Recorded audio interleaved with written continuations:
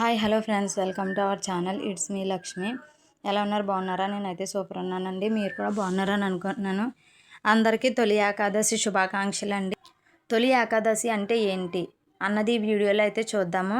నాకు తెలిసినంత వరకు కొన్ని విషయాలు అయితే మీతో ఈ వీడియోలో చెప్పబోతున్నాను తొలి ఏకాదశి గురించి. తొలి ఏకాదశి అంటే ఇప్పటి నుంచి మన తెలుగు వాళ్ళకి ఈ తెలుగు నెల నుంచి ఇప్పటి నుంచి అయితే మనకి పండగలు అయితే మొదలవుతాయండి. ఈ తొలి ఏకాదశి నుంచి అయితే పండగలు మనకి ప్రారంభమవుతాయి. అయితే ఈ తొలి ఏకాదశిని జగన్నాథ స్వామి పండగగా కూడా చేసుకుంటారు. అలాగే మన శ్రీ మహావిష్ణువు నిద్రలో నుంచి మేల్కొంటారంట, అలా కూడా చేసుకుంటారు.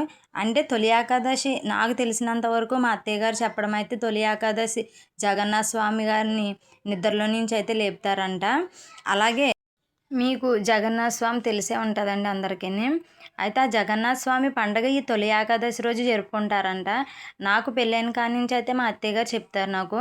అంటే మా అత్తయ్య గారు వాళ్ళ అత్తయ్య జగన్నాథ స్వామి గుడికి అయితే వెళ్ళారంట. వెళ్ళిన కాడి నుంచి వాళ్ళు ఈ పండగ అయితే చేసుకుంటున్నారంట. ప్రతి తొలి ఏకాదశికి అయితే వాళ్ళైతే పండగ అయితే చేసుకుంటారు.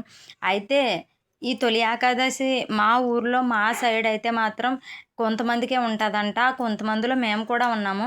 కాకపోతే ఇప్పుడు ఏంటంటే ప్రతి ఒక్కరూ జావ వండుకొని పెట్టుకోవటం అవన్నీ చేస్తారు. కాకపోతే నార్మల్గా అయితే అలా కాదంట. ఈ పూజ కూడా కొన్ని పద్ధతులతో చేస్తారు. అది ఏంటి, ఎలా చేస్తారు అన్నదైతే నేను ఈ వీడియోలో అయితే మీకు చెప్తున్నాను. అది ఏంటంటే జగన్నాథ స్వామి పూజ అయితే చేస్తారండి.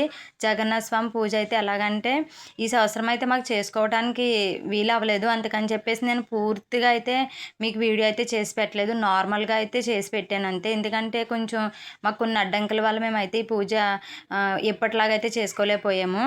అందుకని చెప్పేసి ఇప్పుడు నార్మల్గా అయితే చేసాము. కాకపోతే మేము ఎలా పూజ చేస్తాము, ఎలా పూజ చేయాలన్నది కూడా మీకు అయితే ఈ వీడియోలో అయితే చెప్తాను. ఈ వీడియోని స్కిప్ చేయకుండా లాస్ట్ వరకు అయితే చూడండి. నా ఛానల్ ఇప్పుడే ఫస్ట్ టైం చూడడం అయితే నా ఛానల్ సబ్స్క్రైబ్ కూడా చేసుకోండి. ప్లీజ్ సపోర్ట్ చేయండి. తొలి ఏకాదశి మనకి ఈ సంవత్సరం అయితే శనివారంలో వచ్చింది కదండి. ఈ శనివారం రావటం, అది తొలి ఏకాదశి రావటం చాలా మంచిది. ఈ రోజు అయితే చాలా మంచిది.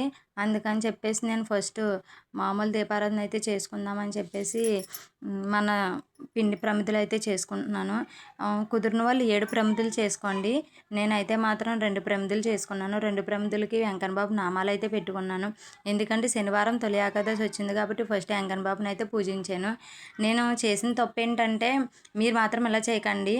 ఎప్పుడన్నా సరే మనం పిండి ప్రమిదలు చేసుకునేటప్పుడు పిండి ప్రమిదల్లో కొంచెం అంత పాలు వేస్తాం కదండి, అదే ఆవు పాలు వేస్తాం కదా. ఆవు పాలు వేసేటప్పుడు చూసుకొని అయితే వేయండి. కొంచెం బెల్లం మొక్క, కొంచెం ఆవు పాలు వేసి అయితే మనం అది ముద్దలాగా అయితే చేసుకోవాలి. నేను కొంచెం ఆవు పాలు ఎక్కువ అయిపోవడం వల్ల నాకు ప్రమిదలు అయితే సరిగ్గా రాలేదు. మీరు మాత్రం ఆ తప్పు అయితే చేయకండి. ఆ ప్రమిదలు అయితే రెడీ చేసుకొని నేను మామూలు నిత్య దీపారాధన ఎలా చేసుకుంటానో ఆ దీపారాధన అయితే చేసుకుందామని చెప్పేసి ప్రమిదలు అయితే చేసుకున్నాను. ఇంకైతే జగన్నాథ స్వామి పూజ ఎలా చేస్తాం మేము అని వీడియోలోకి అయితే వచ్చేద్దాము. ఫస్ట్ జగన్నాథ స్వామి ఫోటో ఉంటే అది తీసుకోండి. అది తీసుకున్న తర్వాత ఆ ఫోటోని శుభ్రంగా నీట్గా తుడుచుకొని బొట్లు అయితే పెట్టుకోవాలి.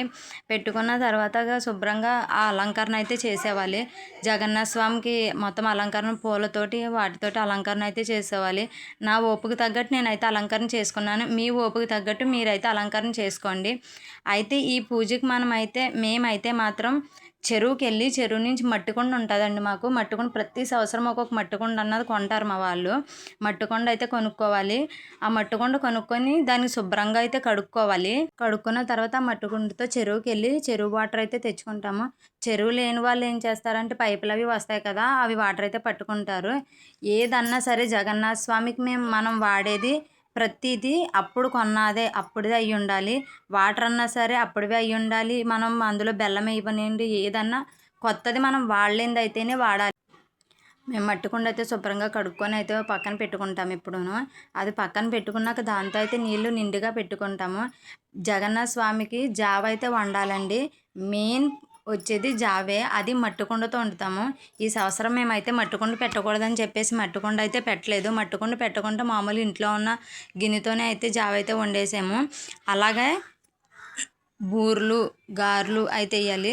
దేవుడి మనం పెట్టేటప్పుడు జగన్నాథ స్వామికి పెట్టేటప్పుడు 9 బూర్లు 9 గారెలు అయితే పెడతాము. అలాగే మనకి గేదెకి పెడతారు కదండి తవుడుతో అయితే తవుడట్టు అనేసి వేస్తారు. తవుడులో బెల్లము, కొన్ని పాలు అది కలిపేసి దాన్ని అట్టె కింద అయితే వేస్తారు. చెప్పాను కదండి, ఈ సంవత్సరం మాకు కొన్ని అనివార్య కారణాల వల్ల జరుపుకోలేదని. అందుకని మేము తౌడట్టు అయితే వేయలేదు. వేయకుండా ఓన్లీ బూర్లు గారెలు అయితే వండి పెట్టాము. జావా అవి వండాము. అన్నీ నేనైతే దేవుడి మొలన అయితే పైన కింద కూడా దేవుడి దగ్గర అయితే ఆవిరి చేసుకున్నానండి.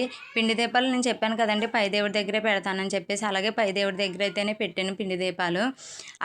మామూలుగా అయితే మనం పిండి దీపాలు 5 ఒత్తులు వేసుకోవాలి. నేను చెప్పాను కదండి, నాకు సరిగ్గా దీపం రాలేదని చెప్పి, అందుకని ఆ దీపంలో 2 ఒత్తులు, ఈ దీపంలో 2 ఒత్తులు అయితే వేసాను.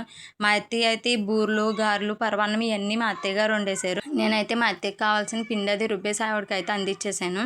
అందించేసి పిల్లల్ని అది రెడీ చేసి స్కూల్కి పంపేశాను. స్కూల్కి పంపేశాక అప్పుడు దేవుడి మొలన అయితే నీట్గా అయితే రెడీ చేసుకున్నాను. నీట్గా సర్దుకొని నీట్గా అయితే పెట్టుకున్నాను.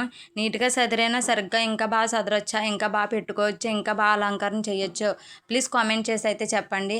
మీరు ఏ విషయం అన్నది నాకు అసలు కామెంట్లే చేయట్లేదు. నా వీడియో చూస్తే ప్లీజ్ కామెంట్ అయితే మాత్రం చేయండి. ఇంకా పూజకి అయితే మొత్తం అంతా అయితే సిద్ధం చేసేసాను. సిద్ధం చేసి మొత్తం అయితే రెడీ చేసాను. పైన దీపారాజనకి రెడీ చేసి కింద కూడా జగన్నాథ స్వామి దగ్గర కూడా రెడీ చేసాను.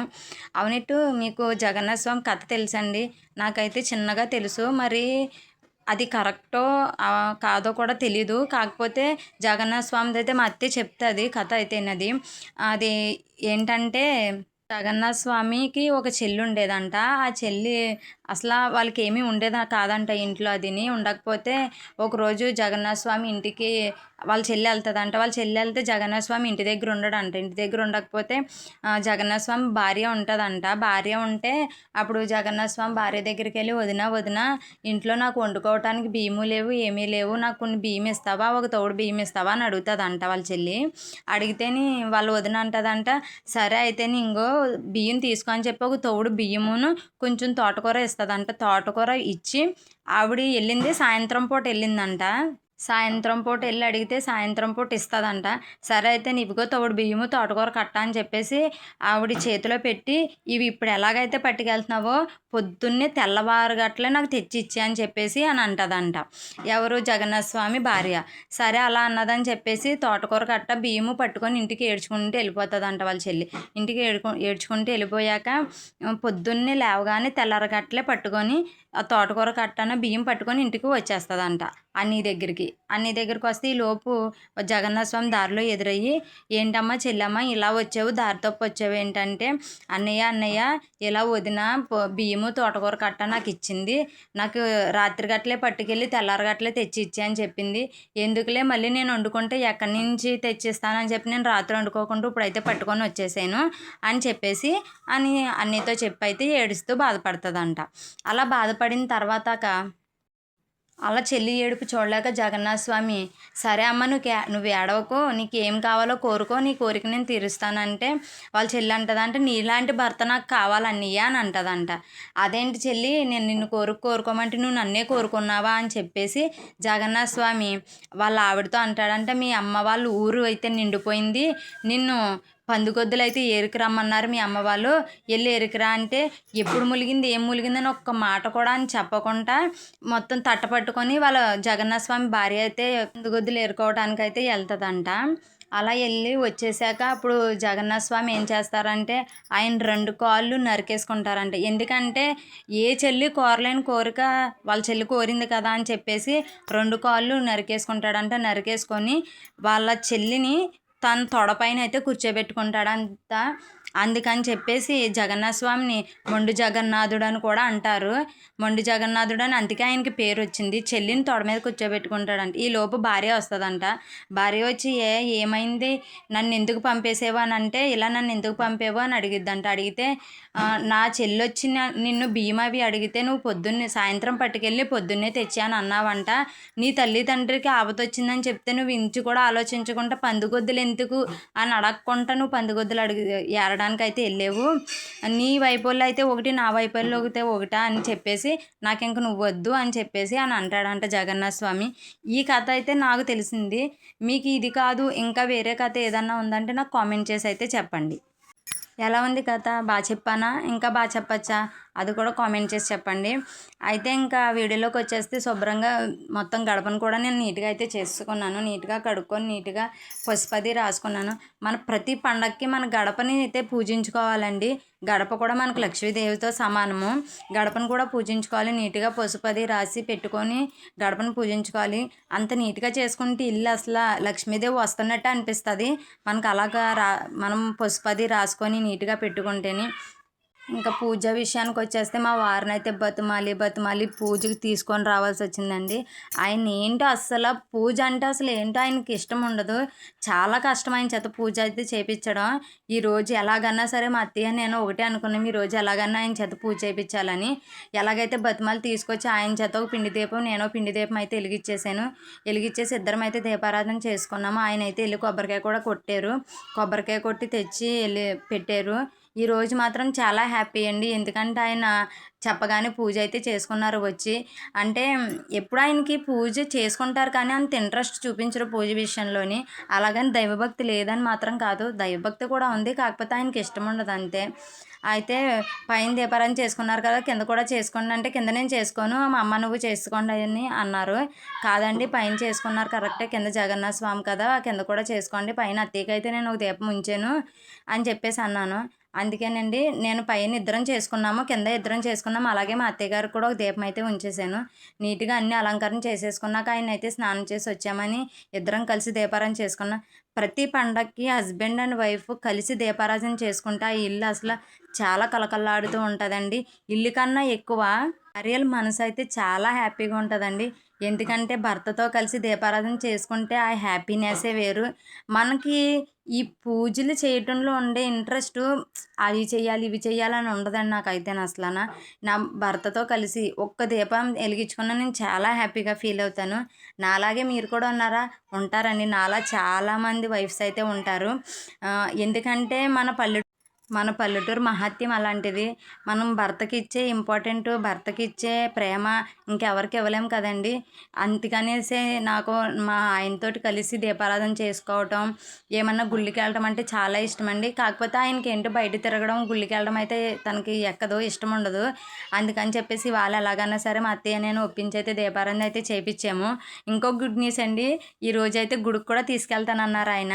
ఆ వీడియో కూడా మీకు పోస్ట్ చేస్తాను. వాడపల్లి అయితే వెళ్దామని అన్నారు. సరే అయితే వెళ్దామండి, ఈరోజు డ్యూటీ మానేయండి అంటే సరే నేను డ్యూటీ మానేస్తాను, ఇద్దరం కలిసి వెళ్దామనేసి అయితే అన్నారు. మీకు ఆ ఆడపిల్ల వెళ్ళిన వీడియో కూడా అప్లోడ్ చేస్తాను. కుదిరితే ఈరోజు చేస్తాను, కుదరకపోతే మాత్రం మండే కానీ సండే కానీ అయితే చేస్తాను.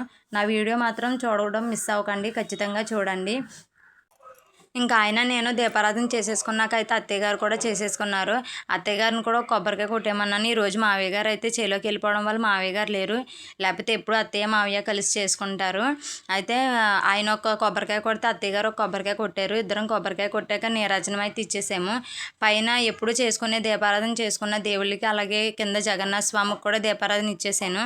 అంటే మీకు దీపారాధన ఇచ్చేటప్పుడు పూజ చేసేటప్పుడు ఆ మంత్రాలు అవి వినిపించేలాగా అంటే మ్యూట్ చేసేసాను కదా, అందుకని అయితే అవి అయితే మీకు వినిపించలేదు. అయినా అంత గట్టిగా అయితే ఏం చదవనండి, ఏదో వచ్చి రాలేనట్టు నోట్లో అయితే చదివేసుకుంటాను.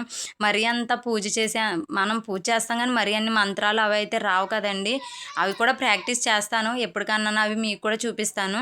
ఇలాంటి వీడియోలు మీకు కావాలంటే మాత్రం నా ఛానల్ సబ్స్క్రైబ్ చేయండి, అలాగే నాకు సపోర్ట్ కూడా చేయండి. పూజ చేసేసిన తర్వాత అయితే ఆత్మప్రదక్షిణ అయితే కంప్లీట్ చేసుకున్నాము. ఆత్మప్రదక్షిణ కంప్లీట్ చేసుకున్నగానే మనం ధూపం అయితే వేసుకుందామని ప్రిపేర్ చేస్తున్నానండి. ధూపం వేసుకుంటే ఇల్లంతా చాలా పీస్ఫుల్గా చాలా హ్యాపీగా అనిపిస్తుంది. ఎందుకంటే ఆ ధూపంకి ఉన్న మహాత్యం అదనుకుంటా. ఇంట్లో చాలా ఫెస్టివల్ అంటే ఇంకా ధూపం వేసుకోవాలేమోనండి. ఆ దుర్గమ్మ తల్లి రోజులు నవరాత్రుల్లో ఏంటి మామూలుగా ఏదన్నా పూజ చేసుకున్నప్పుడు ఏంటి ధూపం వేసుకుంటే చాలా బాగుంటుంది ఇల్లంతా. ఏమన్నా చెడు శక్తులు ఉన్నా కూడా పోతాయి అంటండి ధూపం వేసుకుంటే. ప్రతి శుక్రవారం అయితే తప్పకుండా మీరైతే ధూపం వేసుకోండి. ఈ వీడియో మీకు యూజ్ అవుతుందని అనుకుంటున్నాను. ఈ వీడియో వీడియోలో కొన్ని కొత్త విషయాలు కూడా తెలుసుకున్నారని అనుకుంటున్నాను. ఒకవేళ తెలుసుకోకపోతే ఏం తెలుసుకోవాలో, మీకు ఏం కావాలనుకుంటున్నారో కామెంట్ చేయండి. మొత్తం దీపారాధన అయిపోయాకైతే నాకు దేవుడి వలన అయితే ఇలా ఉంది. ఎలా ఉందో కామెంట్ చేసి చెప్పండి. నా ఛానల్ని అయితే సబ్స్క్రైబ్ చేయండి. సబ్స్క్రైబ్ చేసి నాకు సపోర్ట్ అలాగే ప్రతి ఒక్క ఇంటి ముందు కూడా తులసి మొక్క ఉండడం చాలా మంచిది. మనకి ఆక్సిజన్ ఇవ్వడంతో పాటు తులసి మొక్క వైబే వేరండి. తులసి మొక్క ఇంట్లో చాలా మంచిది. ఇంటి దగ్గర ప్రతి ఒక్కరూ కూడా తులసి మొక్కను మాత్రం నాటుకోండి. ఎందుకంటే తులసి మొక్క వల్ల ఆరోగ్య ప్రయోజనాలు కూడా ఉన్నాయి, దైవం పరంగా కూడా ఉన్నది. నేనైతే తులసి మొక్కను అయితే నాటుకున్నాను. తులసి దగ్గర కూడా పూజ అది చేసేసుకొని మొత్తం హారతి అయితే ఇచ్చేసుకున్నాను. నా వీడియో ఎలా ఉందో కామెంట్ చేసి చెప్పండి. ఇప్పటికింతే బాయ్.